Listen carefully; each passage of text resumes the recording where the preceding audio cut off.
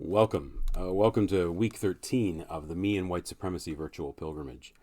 My name is Reverend John Borthwick, and I'm journeying with my congregation through the book Me and White Supremacy by Layla Saad.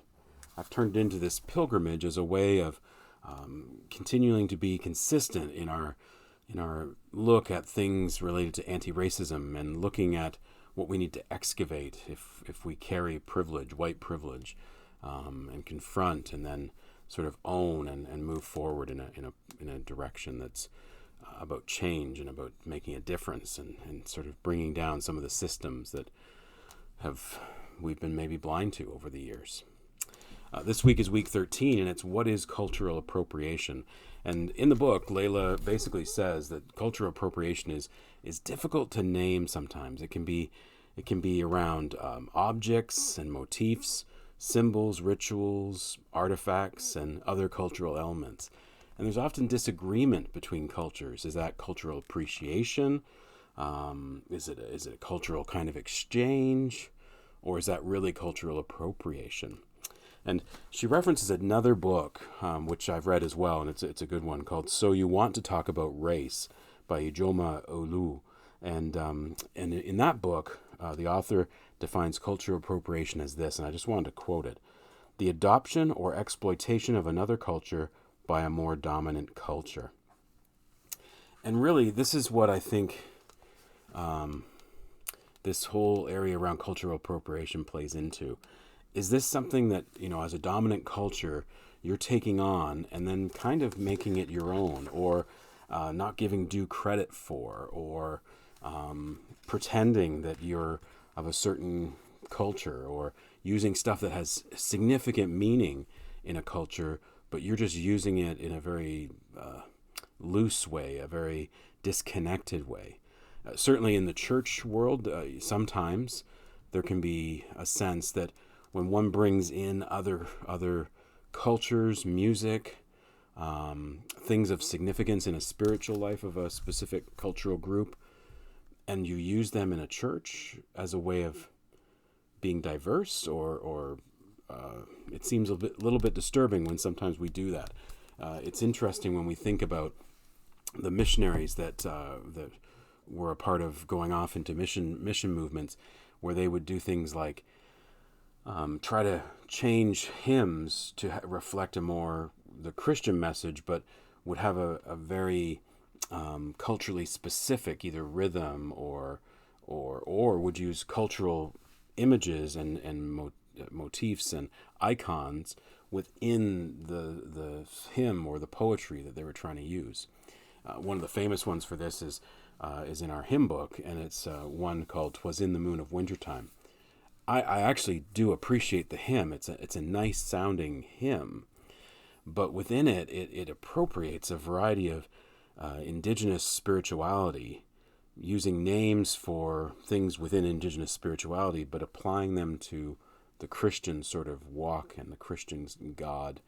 And there seems some disconnects there when we need to really think about why we're using that hymn, or as we use that hymn, how do we introduce it and do things like that.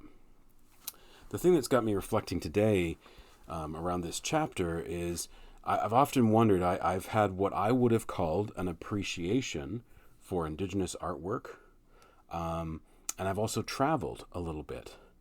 And so some of the things actually you'll see in my background, I have a kente cloth, which is from Ghana, West Africa, and it was given to me as a part of an event I was at in Ghana, in West Africa, in Accra, the capital, and it's a preaching stool, and so but it's used with a very culturally specific kind of cloth to Ghana. You'd see this kind of color scheme and these kind of things everywhere you go in Ghana.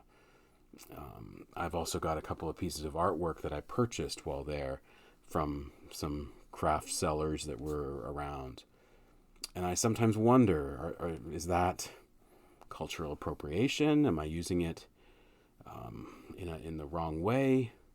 And these are the things that I think I'm stirring on as I reflect today around chapter 13.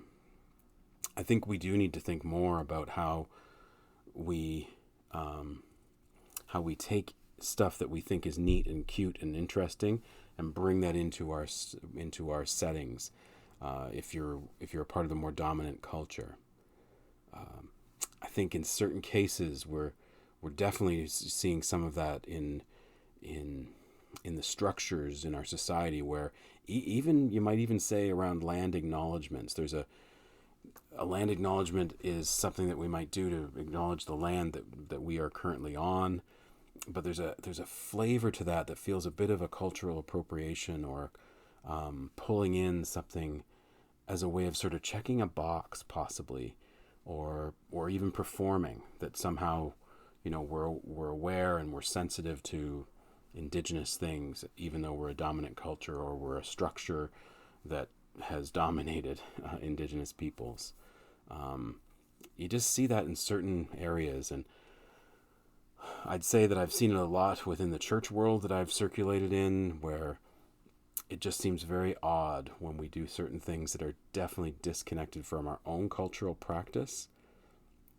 And the question I think we need to be asking ourselves is that appropriate? Is it right? Is it something that we should do without thinking? Obviously not.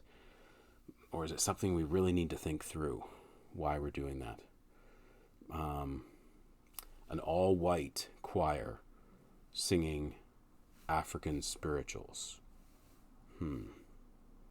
It's just a song, it's just music, but is there a disconnect with doing that? These are sort of the questions I'm thinking about as I process this chapter today. And so may we continue on this journey, may we continue to reflect on the ways in which we continue this act of privilege, if we're in that dominant culture, if we hold white privilege, thinking through what we're doing, and trying to pull out what it is within us that makes us want to do these things, or what are we really doing when we're doing them. It's a lot of work, and as Layla says, it's not necessarily easy, but it's the right kind of work to be doing. So let's keep doing that. Thanks for joining me.